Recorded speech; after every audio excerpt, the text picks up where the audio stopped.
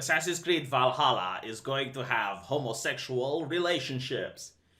Well, I always said that Assassin's Creed is a game made by homosexuals and for homosexuals. Hate speech! No, but seriously, I think this game is going to be really, really bad.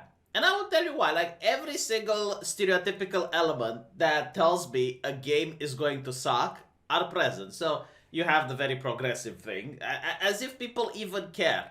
Like, if you want to put homosexual relationships in the game, just put them and shut the fuck up. Like, I don't care. It's not something that interests me. You know what interests me? Have you improved the game since the last one? That would interest me. Like, what was bad with the last one? Well, it was incredibly repetitive for once. It was the type of game that could be finished in like 15 hours, but it was stretched to be 100 hours long because of the grind. The combat system was incredibly repetitive. And the second thing, which tells me that this game is going to suck, is the fact that there's no gameplay of it. Like, don't you think that if the game had stellar gameplay, they wouldn't stop talking about it? Like, in fact, they would force journalists. They would lock them in a room and give them the game so that they can just talk about how amazing the gameplay is. Where is the gameplay footage? The game is almost out in a couple of months, and yet there's no gameplay footage. So yes, no, the game is going to suck ass big time. And this is like a thing that most people should be aware by now. When a game is close to release, if there is no gameplay footage of it, then do not buy the game. Like, I remember when Assassin's Creed 1 was revealed for the first time. Do you know what they did? They didn't talk about having homosexual relationships in it. They didn't talk about relationships at all. Like, none of that mattered. They didn't talk about progressive issues. No, they were like, this is the gameplay. You're going to play an assassin. You can do all these cool parkour things that you can do in Prince of Persia. And you're going to have to figure out who your target is going to be in a place that's protected, and you're going to have to figure out how to get there in order to take them out. And that's the first part of the mission. The second part is trying to run away. Because as you kill the target, you're going to cause a commotion and people are going to be running around, and it's almost like running in a football field, and you're going to be slamming into bypassers as the guards are chasing you. And they were talking about this cool new thing about social stealth. The idea that even though you don't hide yourself like you do in Splinter Cell, you hide in the shadows or you're trying not to get seen. In Assassin's Creed, the idea was that you get to blend into a crowd. You basically disappear by hiding, amongst a bunch of people that are dressed the same way as you, or just in a large crowd. Or if the guards are chasing you, you can just sit on a bench with two other people, and the guards will just going to pass by because they're not going to think about looking at the bench they just crossed. So, was really great. And that's how they promoted the good game. It's like, all right, let's talk about the gameplay. This is what you can do. This is what we added. And when I see a game that has absolutely no information about the gameplay, that's just like filled with politics, then I don't care. Oh, and the politics. Let's look at politics a little bit. Like, it's kind of funny because the game is made by the French, and they want to say that the British people were bad and the Vikings were dindus. So they're completely destroying the history. Now, what I really hate about it is that Ubisoft themselves, they have stated that they have hired a historian team in order to make sure that the games are historically accurate.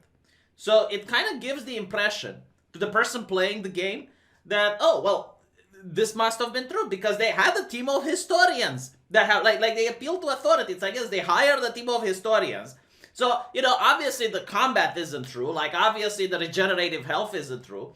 But at least the historical characters here and there are inspired from reality. At least the events that we're going to witness in the game are inspired from reality. At least the architecture is inspired from reality. And clearly that's not the case anymore. It used to be the case. Like, it used to be. I remember playing Assassin's Creed with the Ezio, the Auditore della Florenzia. And almost every single character you would meet would have a really cool biography, and you could read about them. So while you're playing the game, you also get to learn a little bit of history.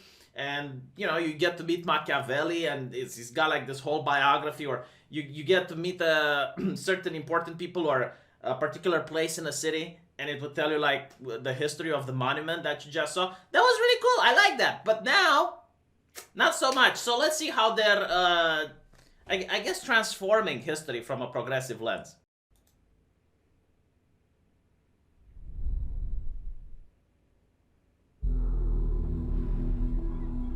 Tense music playing. They are heartless. Okay, so the Vikings were invading England, and one of the English kings, Alfred, decided to unite people in order to push back the Vikings. But in this place, we notice like the no border activism ideology being pushed. Like the Vikings have the right to go to England, just like the English have a right to be there. So Alfred is evil, and the Vikings didn't do nothing. You know, it's just okay. So, you have Alfred saying they are heartless, but look, the Vikings aren't heartless. No. They have children. They have children just like the English people.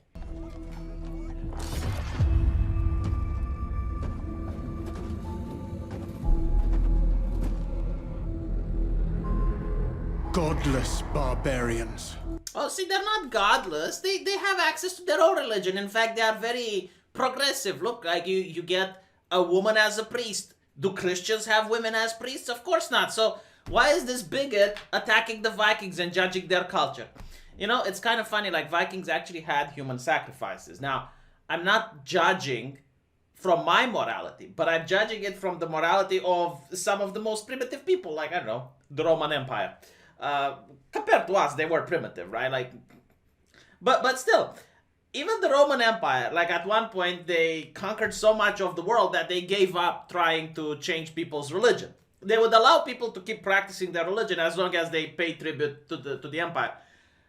But the only thing that they would complain is if you had human sacrifices, right? Like, no religion is born equal. Like, the idea all religion are equal is stupid. Like, you wouldn't look at a religion like the Aztecs practiced, where they would pull out the beating heart of a human being in order to sacrifice it to the sun gods.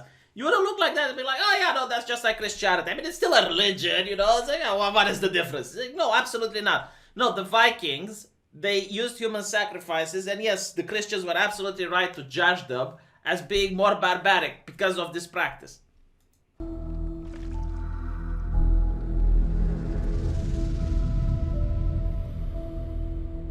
Not to mention, they had a very warlike religion. And I noticed that most religions that are warlike actually had conquerors as people. Like, if a people had a religion that was very warlike, they were more likely to create an empire. So, in the case of the Vikings, if you died of old age and you didn't die in combat, you wouldn't get to go to Valhalla.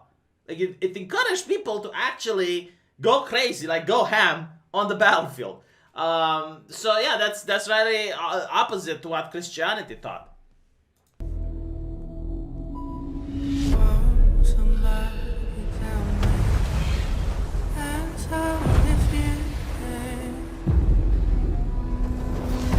They murder and kill blindly. Well, see, they don't murder and kill blindly. Like, look at this. Like, they're raiding this English settlement, but look, they don't kill this little girl and this woman. They're probably going to capture them and hold them as slaves later on. You know, I mean, do not kill them. We can have sex with them after the raid is over. I mean, it was called to rape and plunder. You know, like, it was like just in the... Oh, God. Oh, this is so progressive. Yes, no, the Vikings do not kill blindly. They just draw the line at women and children, which they did, by the way. They did. But to keep as slaves, not to just allow them to resettle once this is over.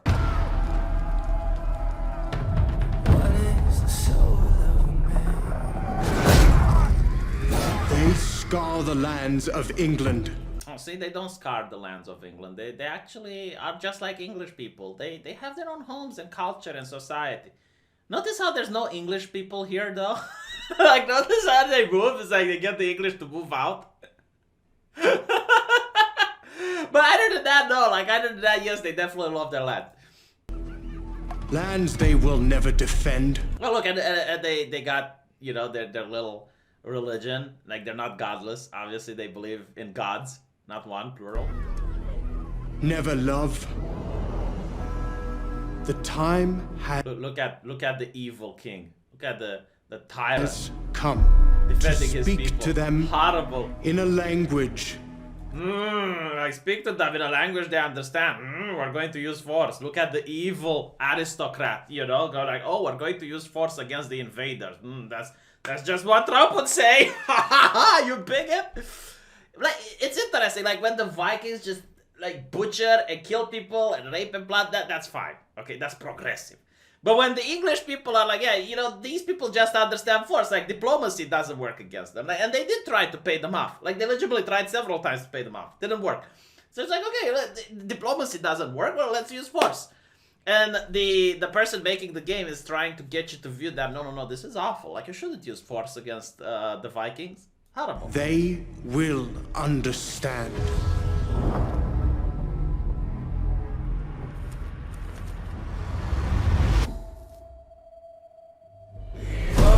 Somebody tell me.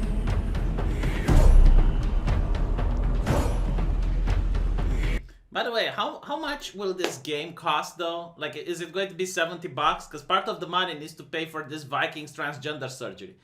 Like, what did they do? Like, is this supposed to be a woman?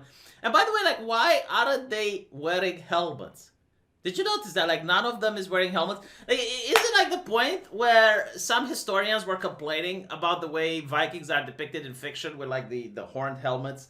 And people were like, all right, no, that's not realistic. Like, if you have a helmet with horns, if you're going to slash a sword, the horns are going to catch the sword and you're going to pull the helmet off.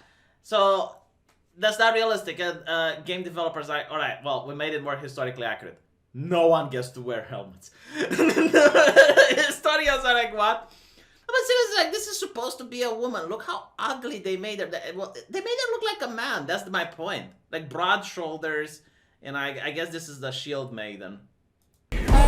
Maybe it's like one of the men that were born with a genetic illness, like Klinefelter syndrome or something like that. And that's what historians thought are shield maidens. Like, is this what the developers are trying to tell me?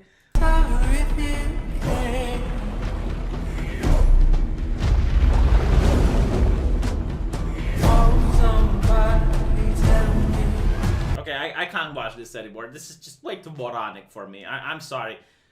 If they're under the cover of night and there is a fog and you know they're coming, wouldn't it make more sense not to light the arrows on fire so they don't go? Shield! Yeah, see, you could have avoided this. They could have like shield just by not firing the arrow, like setting the arrows on fire. What is the purpose? Like, it's night, it's dark, they wouldn't even see the arrows coming. It's just like, oh.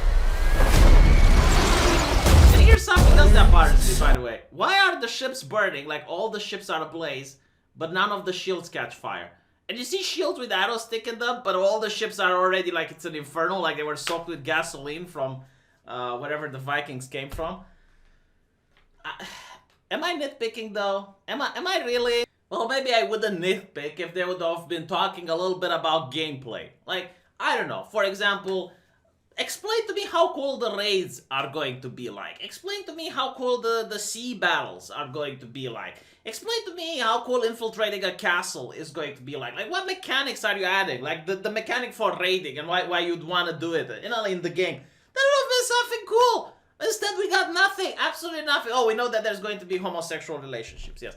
As if this is why people play Assassin's Creed. Like, I understand that the relationships in the previous game were so boring. It's like, they're kind of forced as well.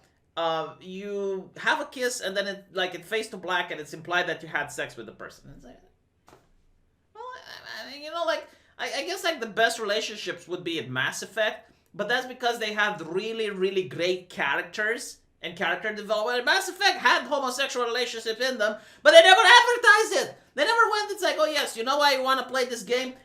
Because you can play as a woman and have cushy with Liara Tassoni. Like, that wasn't in the box, that wasn't in the interview, no, but you find it out as you play it. Or, oh, you can be a guy in Mass Effect 2 and you can have sex with a gay character. It's like, okay, you know, that's fine. But it wasn't advertised. No, they focused on the gameplay. They focused on the graphics. They focused on the player choices. Like, they focused on all these things that were essential and why people actually want to play a game. Not on random crap like, oh, here's some vapid stuff, and if you don't like our game, you're a bigot.